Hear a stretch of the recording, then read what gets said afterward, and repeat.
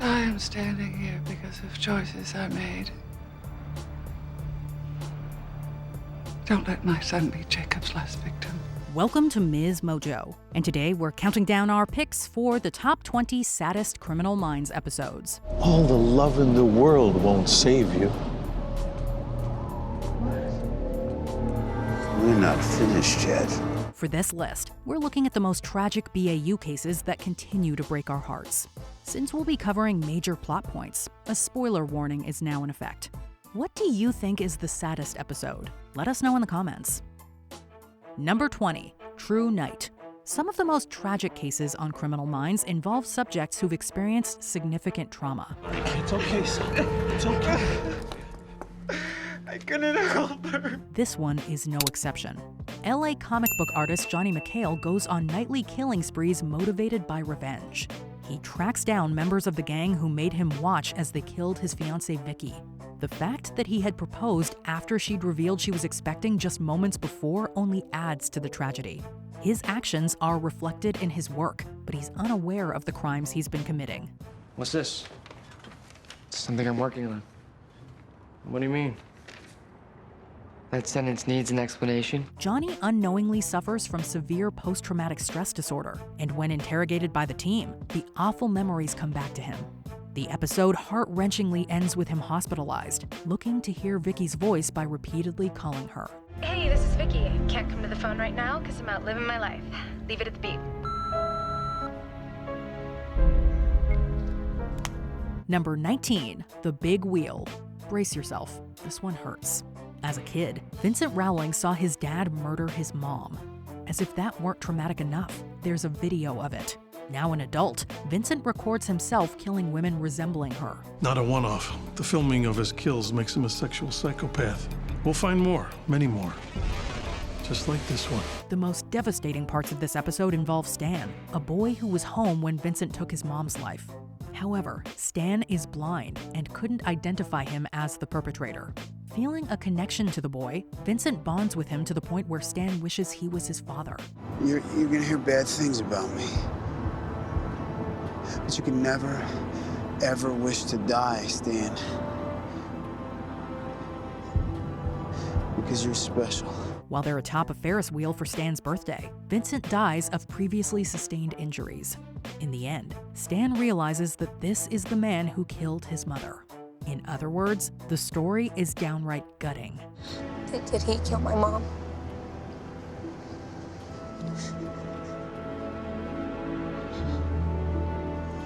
Number 18, Dorado Falls.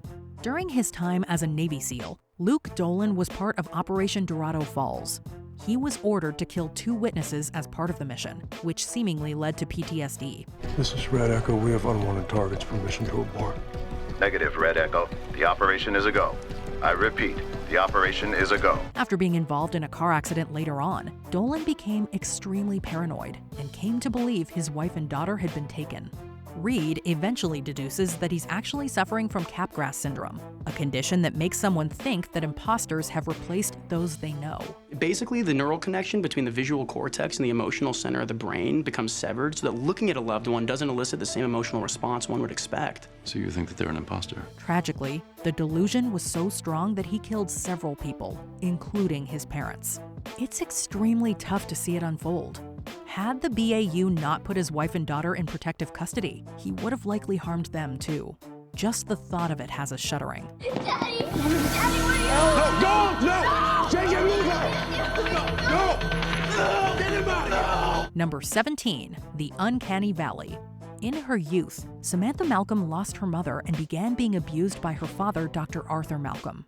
He then notably subjected her to electroshock therapy. Though he claimed it was to help her, it was really to keep her from exposing him. The extreme and unnecessary procedure had lasting psychological effects on Samantha into adulthood. Oh my God, she was doomed. Like Emily Bronte doomed, like Shakespeare doomed, like red-shirted ensign in Star Trek doomed. After seeing her father giving 3 special dolls to someone else, Samantha sought replacements. She began taking petite women to be her new dolls, putting them into drug-induced paralysis until they died. Don't leave me.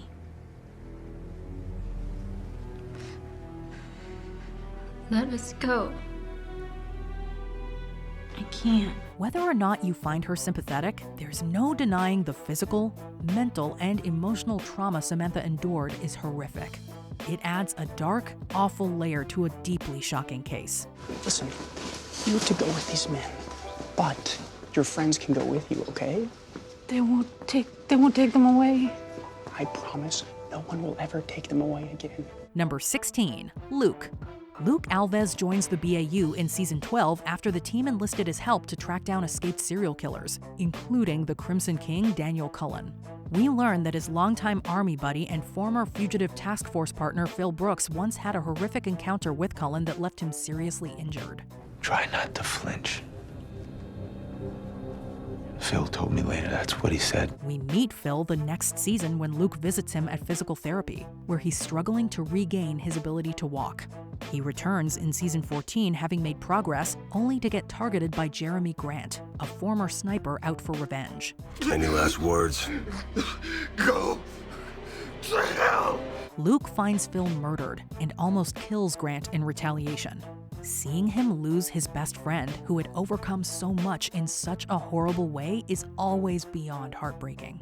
Sometimes it's hard, you know. This job. Hard to find someone that you feel safe with. Number 15, Demonology. SSA Emily Prentice isn't one to let her emotions get the best of her. But here, she's heartbroken over the death of a close childhood friend, Matthew Benton. Matthew was incredibly messed up, and I hadn't seen him in a long time. But he was important to me. As teenagers, he supported her through an abortion, and she feels responsible for causing him to doubt the church. Matthew also battled substance use disorder, and his religious parents blamed Emily, convinced she was a harmful influence. Matthew was a sweet boy. He was just troubled. He was never troubled until he met you. He became paranoid, leading them to believe he was possessed, which culminated in an exorcism. The team discovers Matthew died of a heart attack caused by the ritual. Not only did Emily lose a friend, but she knows he passed terrified and in pain. Though the priest responsible for his and other deaths is apprehended, it's painful to watch. It's like the end of The Dead. When Greta remembers the boy she loved when she was younger. And she says, I think he died for me. Number 14, The Replicator. Aaron. Not quite. Does it ever get confusing, that whole Aaron thing? Where is she? Closer than you think, but she's not doing well. BAU Section Chief Director Aaron Strauss had been an antagonist. She always had it out for the unit, questioning Hotch's leadership and the team's efficiency in general. Throughout the seasons, she softened, especially after she went into recovery for alcohol use disorder. By season 8, Strauss was on much better terms with everyone, especially Rossi. Unfortunately, we didn't get to enjoy the redemption arc for long. Did you get everything you wanted? What? In life. Did you? John Curtis, aka the Replicator, poisons her and makes her consume alcohol, ensuring she won't survive. Hotch then locates a disoriented Strauss outside and consoles her as she slowly passes away. I can't see you. I'm right here. I don't want to die alone. I'm right here. It's okay. Many probably weren't expecting to be this sad over a previously unlikable character dying, but her fate hit hard, making the episode all the more poignant. Number 13, Nelson Sparrow. In this season 10 episode, the team deals with the death of their former colleague Jason Gideon. Is this how it's gonna go? All my friends dying off? First Aaron, then Harrison, and now Jason. Disease is one thing, but murder? Gideon was revisiting an old unsolved case and got a lead. But Donnie Malik, an unsub operating since the 1970s, killed him before he could catch him. At the scene, everyone tearfully grieves him, especially Spencer. It's hard not to tear up alongside them. However, they have to push some of those feelings aside to focus on solving the case. Still, the BAU members take moments to remember Gideon throughout, with the loss seemingly hitting Spencer the hardest. I haven't seen him in a really long time, but I think about him all the time, and I knew he was always out there, and now it just feels empty. The raw emotion is impossible to ignore. Nelson's Sparrow was a powerful memorial for the character fans missed, as actor Mandy Patinkin exited the show in season 3. When a good man is hurt, all who would be called good must suffer with him.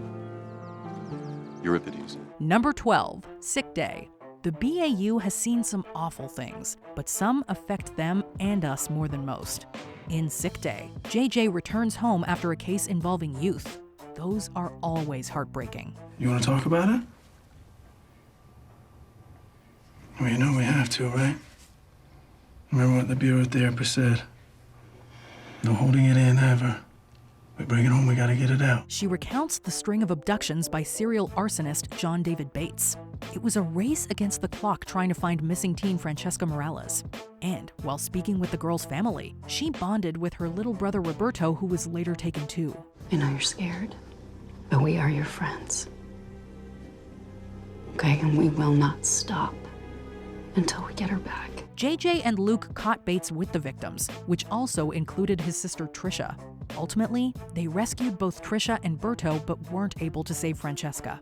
The events themselves, and the toll they take on a guilt-ridden JJ, make this an excruciatingly difficult watch. Maybe if I went to her first, I could have saved both of them. You know, I shouldn't have sent Luke out. We could have saved all of them, I know that. Number 11, Riding the Lightning.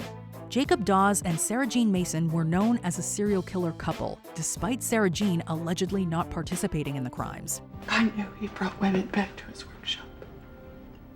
It's a long way from knowing he was killing them.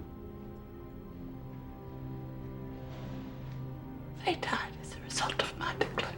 The BAU interviews them on death row in a bid to locate more victims. Though Sarah Jean confessed to murdering her son Riley years ago, Gideon puts the pieces together. Riley actually lives with an adopted family, unaware of his infamous birth parents and their crimes. Sarah Jean wants to keep it that way to protect him. This isn't about you or me. I know it isn't. That's why I'm not going to let Riley lose the greatest gift he never knew he had. But that is my gift to him. And I'll not let you destroy that. Though Gideon tries fixing things, he ultimately respects her decision. At this point, we are emotional messes. In the end, Gideon is there as the innocent woman is executed. We can't help but feel all sorts of complex emotions watching the tragic story unfold. Albert Pines said, "What we do for ourselves dies with us. What we do for others and the world remains and is immortal." Number 10, Ashes and Dust. This season 2 episode begins with a family desperately trying to escape their house as it's burning. It's one of the show's best openings, but also one of the most visceral. Somebody! Somebody! Somebody please help us! Hotch and Prentice go to speak to Mrs. Cutler, the only survivor of the fire. Covered in serious burns, she's just minutes away from dying. Unfortunately, she has to relive the harrowing experience in order to help the BAU find the unsub. The woman's cries for help and pleas to see her family are agonizing. Hotch sits with her as she takes her last breaths, leaving him and the audience grieving the deaths of this innocent family. I can stay with you until you're ready, if you like. I'd like that. Number 9, Lauren. Emily Prentice joined the BAU back in season 2, quickly becoming a fan favorite as well as a dear friend to the team. In this episode, we learn about her past undercover work with Interpol and her relationship with Ian Doyle. Tu es plein de surprises, dit-on. Si tu savais.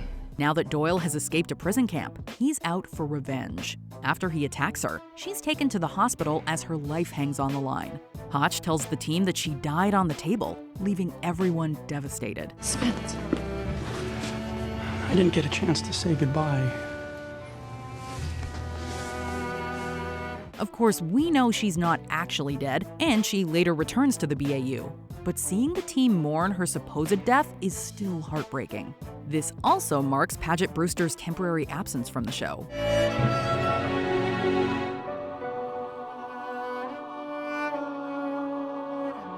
Number 8, Sex, Birth, Death. High schooler Nathan Harris approaches Reed near the subway, saying he attended one of his talks about sadists. He's afraid of his own urges and dark thoughts, worried he'll actually hurt someone one day. Why'd you run away from me? Because, I don't know, I thought you'd say I was crazy and there's no way to stop it. The team has dealt with a few unsubs who want to understand their own psychology. But for Nathan, he needs to know before he acts on them. The team discovers that Nathan isn't the unsub killing sex workers around DC. However, it is recommended that he's hospitalized. In his heart, he doesn't want to hurt anyone. Positive sign, but intelligence and awareness don't always allow us to control our urges. Admitting the problem doesn't mean you can manage it. If I put him in a hospital, I'd be telling him that he's a monster. No. You just say right now he's sick and he needs help. At the end, the teenager attempts to take his own life, feeling that this is the only way to save others he may harm in the future. The late Anton Yelchin gives an unforgettable performance as a young man in fear of himself. You don't want to do this. I have to. Number 7, Hope. Near the 7th anniversary of her daughter's disappearance, Monica, a member of Garcia's victim support group, goes missing. Bill, another member of the group, reveals that he is the one who abducted Hope. I'll bet since you got that letter, you read it 100 times. How do you know about the letter? He promises to take Monica to her. Desperate to see her daughter again, she agrees to go with him. Later, he admits that he joined the support group after Hope took her own life in captivity. As if it wasn't twisted enough that he kidnapped a child, Bill lures Monica with plans to create another Hope. All those things that you missed out on with Hope, you'll get to experience with this new baby that we're going to create.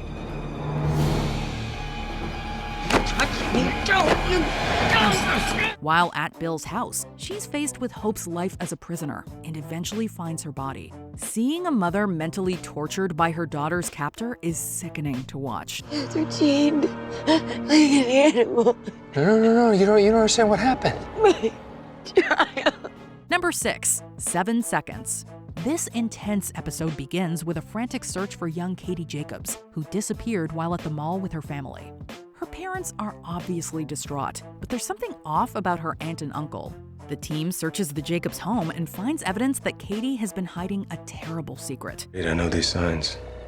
Acting out on her toys, wetting the bed, she's obviously covering up something about that necklace. When she's found, medics have to revive her as the parents watch. Katie's dad finds out his twin brother harmed his daughter and that his sister-in-law almost killed her out of jealousy. Instead of shielding her from more pain, you blamed her for your own.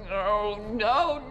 Yes, you did. You have robbed Katie of her childhood. Are you gonna steal the rest of her life from her as well? No, enough! Both Susan and Richard are arrested, leaving their son Jeremy without parents. By the end, an entire family is destroyed. Susan consoling Katie's mother is an image that's gonna haunt me for a while. Number 5, Zugzwang. Many fans have a soft spot for Spencer Reid. So when he began a romantic relationship with Maeve, we wanted all the happiness in the world for him. Because of Maeve's stalker, the two only spoke covertly over the phone. And yes, this is how it has to be. For today, at least. Well, guess I'll talk to you next Sunday. Bye. Bye. Love you. But despite the distance between each other, their bond was strong. Sadly, the couple never actually did meet face to face until they're at the mercy of Maeve's stalker Diane. I don't love you. Sorry. I understand. Reid does all he can to save her, but Diane shoots herself along with Maeve right in front of him. This scars Reid and us forever. Who's Thomas Martin?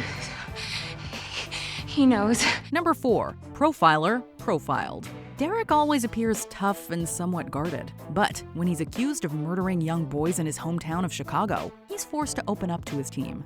When Derek was just a kid, his father, a cop, was killed while on duty. Growing up without a dad was difficult, but Carl Buford, a youth center director and football coach, stepped in to supposedly help out.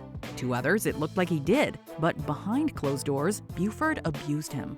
Now, Derek learns he's done the same with other boys in the neighborhood. He did him to me, too. You do whatever you think you gotta do to keep him happy because he's the closest thing to a father you got. But what he's doing to you is wrong. He confronts Buford in a powerful, vulnerable scene, leading to his arrest. Actually, I'm saying you have everything to do with making me who I am. Because of you, I'm somebody who gets to spend the rest of his life making sure guys like you go down. Number 3, revelations. From witnessing the death of his girlfriend to being framed and imprisoned for murder in Mexico, Spencer Reid has gone through hell. This will be over quickly if you just confess your sins. I'm not a sinner. His first traumatic experience as a member of the BAU comes in Season 2, when he's captured by an unsub with a dissociative identity disorder. Tobias Henkel's 2 other personalities, Charles, his deceased father, and Raphael, an angel, torture Reid for, quote, his sins. I'm not a devil. I'm not a devil. I'm a man. My name is Spencer Reid, and I have a mother, and I have a father just like you, and they taught me the Bible. Let me just recite the Bible. Time to confess, Spencer Reid. Confess. Tobias himself empathizes with Reid, giving him Dilaudid to help with the pain. This causes Reid struggle with substance use disorder long after he's rescued by his team. Seeing him suffer physically, mentally, and emotionally for an entire episode is excruciating.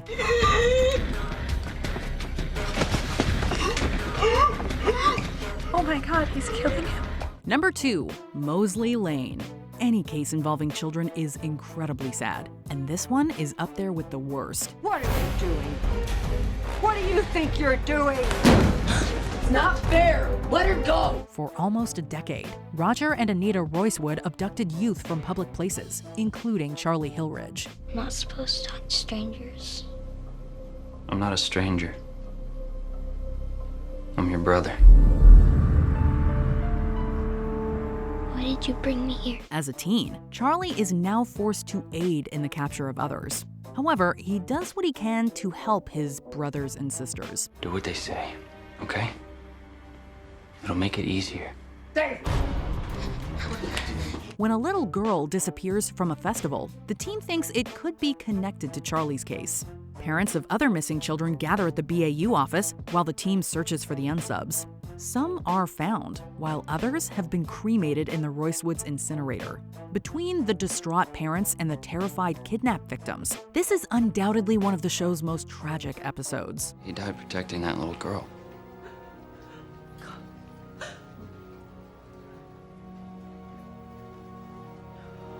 He was alive yesterday. Before we unveil our top pick, here are some honorable mentions. North Maimon. The teenage girls are forced to make an impossible choice. 2 of you will leave this room alive. 1 of you will die. You choose. Outfoxed. Soldiers overseas return home to find their families murdered. Is there someone you'd like us to call? No. I'd like to go home now. The Tall Man. JJ learns what led to her sister's death. Rosalind probably wasn't your first victim.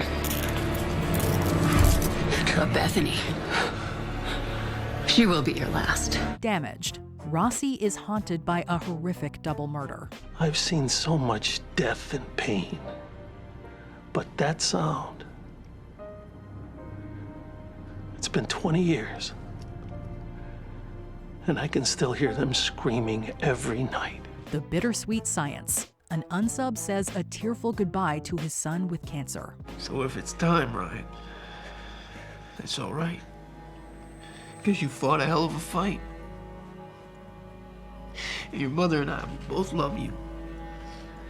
Don't you ever forget that. Before we continue, be sure to subscribe to our channel and ring the bell to get notified about our latest videos. You have the option to be notified for occasional videos or all of them. If you're on your phone, make sure you go into your settings and switch on notifications.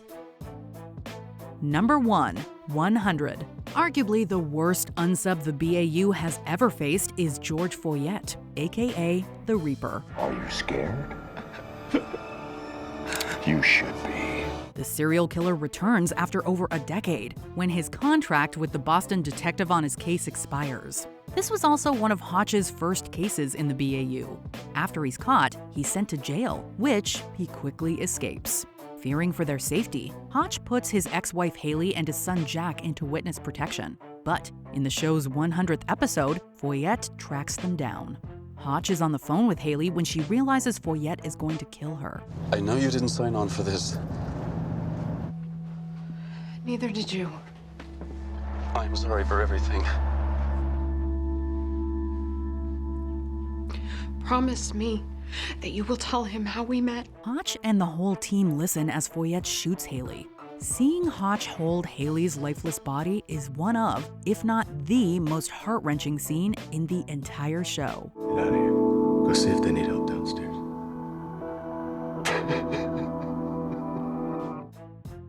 Check out this other recent clip from MsMojo, and be sure to subscribe and ring the bell to be notified about our latest videos.